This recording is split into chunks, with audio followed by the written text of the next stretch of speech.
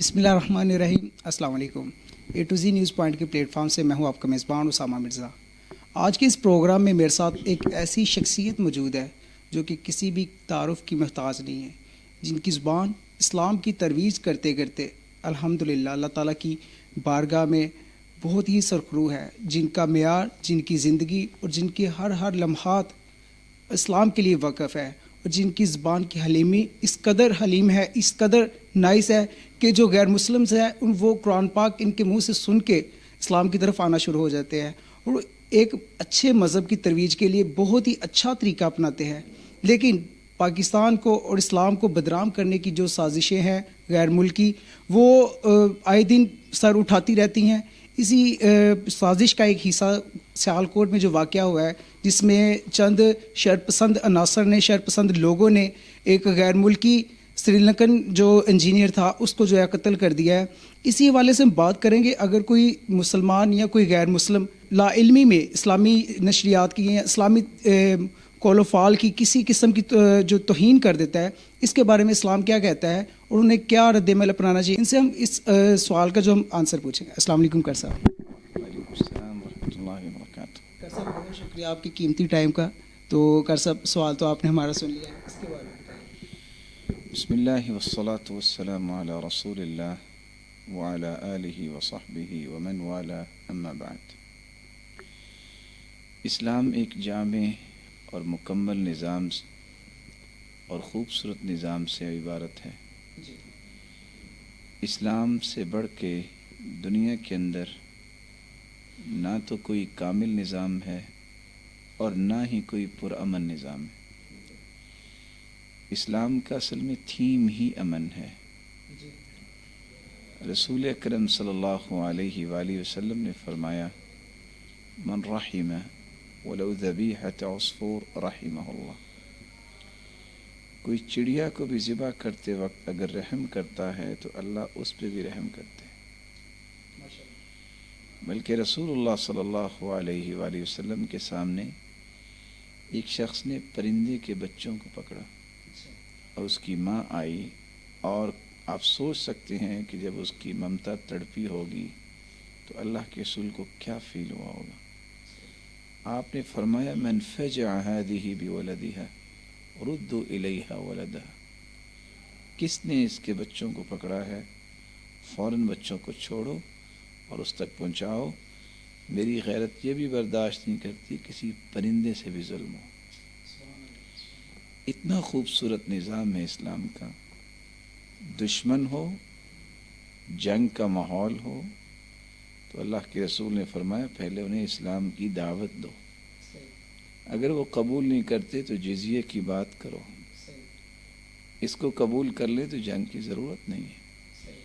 پھر بھی اگر جنگ کرتا ہے، کافر دشمن ہے، صف بنا کے کھڑا ہے، لا تقتلوا صبیا، بچوں کو قتل نہ کرنا، ولا امرأة، عورتوں کو نہ مارنا، بوڑھے انسان کو نہ مارنا، راہب کو قتل نہ کرنا، جو ہتھیار پھینک دے اس کو بھی قتل نہیں کرنا. کون ہے جو آپ کی جان کا دشمن بن کے آیا؟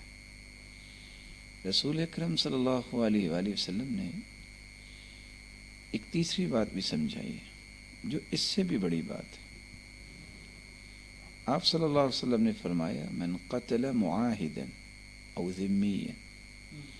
ایک شخص جس کے ساتھ آپ کا معاہدہ ہو چکا ہے، وہ آپ کے قانون کی پاسداری کرے گا، کوئی وائلنس نہیں کرے گا، اور آپ نے اس کے ساتھ اس طرح کا کانٹریکٹ سائن کیا ہے، وہ آپ کو ٹیکس دیتا ہے کہ میں یہ کام جو ہے وہ کرنا چاہتا ہوں تو آپ کی حکومت کے تحت رہوں گا.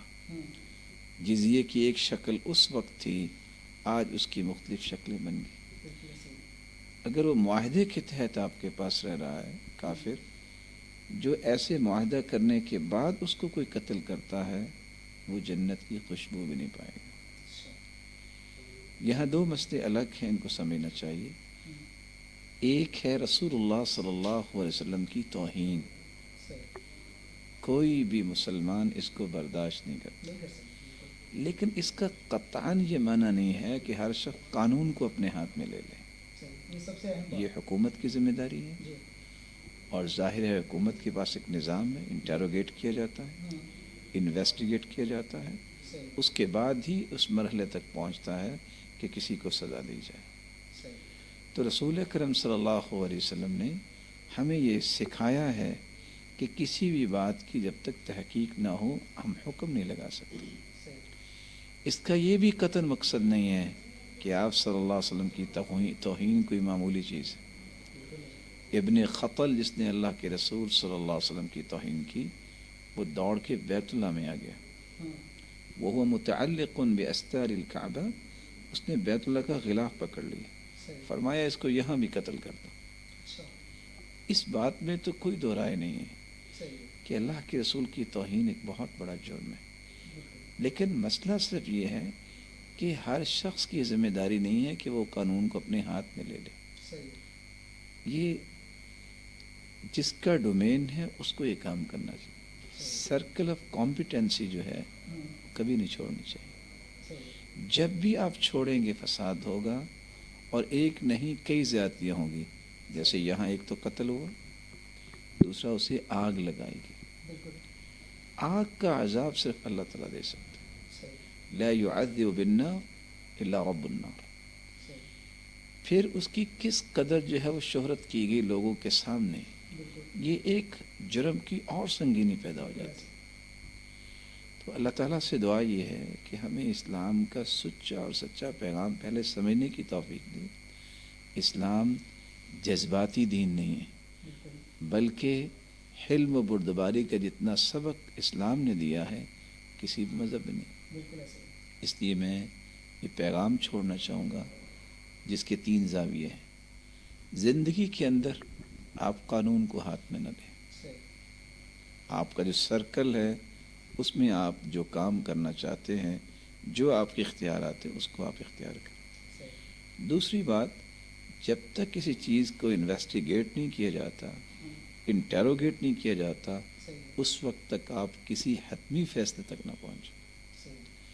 تیسری بات یہ ہے، کوئی بھی ایسا قدم اٹھانا جس سے پوری امت مسلمہ جو ہے اس کا سر جھک جائے اور اسلام پہ بہت بڑا دھبا آ جائے، اس طرح کے معاملات سے ہمیشہ اپنے آپ کو بچانا چاہیے۔ مجھے اسلام کی عظمت کو بڑھانے کی صلاحیت جو ہے وہ پیش کرنی چاہیے، نہ کہ میری وجہ سے اسلام پہ کوئی تانا آ جائے۔ سب سے آخری کویسچن یہ ہے کہ اگر کوئی غلطی سے غیر مسلم کر لیتا ہے اس طرح کا فعل، تو وہ معافی مانگ لے تو اس کی معافی ایکسیپٹیبل ہے؟ اس کا مسئلہ جو ہے وہ جو اہل حل و عقد ہیں ان کی طرف ہی جائے گا، جو ذمہ دار ہیں وہ اس کے معاملے میں دیکھیں گے کہ کیا کرنا ہے، اور اس کی معافی کنسیڈر ہوگی کہ نہیں ہوگی، وہ شرعی اصول و ضوابط کے تحت وہ اس کا حل کریں گے۔ پھر بھی اس کا زاویہ عوام کا زاویہ نہیں ہے کہ کوئی شخص اپنے ہاتھ میں لے لے اس نے سوری کی ہے یا نہیں کی ہے۔ اس کا تعلق عامت الناس کے ساتھ نہیں ہے، وہ بھی قانون جو ہے اس کے مطابق اس کے ساتھ معاملہ کیا جاتا ہے۔ بہت شکریہ۔ یہ بہت ہی ایک اچھی بات میں آپ کو بتاتا چلوں، جو کر صاحب بتا رہے تھے کہ میرے پیارے رسول صلی اللہ علیہ وسلم ایک چڑیا کے جو بچے کے اوپر جو کسی صحابی نے اسے زور سے پکڑ لیا تھا، تو وہ اس کی ماں کو تڑپتا بھی نہیں دیکھ سکتے تھے، تو وہ نبی کیسے اپنے امتی کو اس طرح کے حال میں دیکھ لیں کہ وہ کسی کے اوپر وہ سلوگن لگا دے کہ اس نے توہین مذہب کی ہے، توہین اسلام کی ہے، یا کسی بھی قسم کی توہین کی ہے۔ تو اس طرح کی قتل و غارت اپنے ہاتھ میں لینا انتہائی نامناسب اور اسلام کی بدنامی کا باعث بننے والے رویے ہیں، اور اس سے ہم اجتناب کرنا چاہیے، اور اس طرح کے عوامل کو حوصلہ شکنی کرنی چاہیے، اور گورنمنٹ کو چاہیے کہ ان کو ایک عبرت کا نشان بنائے، کیونکہ دوبارہ یہ اسلام کو بدنام نہ کر سکے۔ کیمرہ مین محمد احمد کے ساتھ Usama Mirza, A to Z news, Faisal آباد۔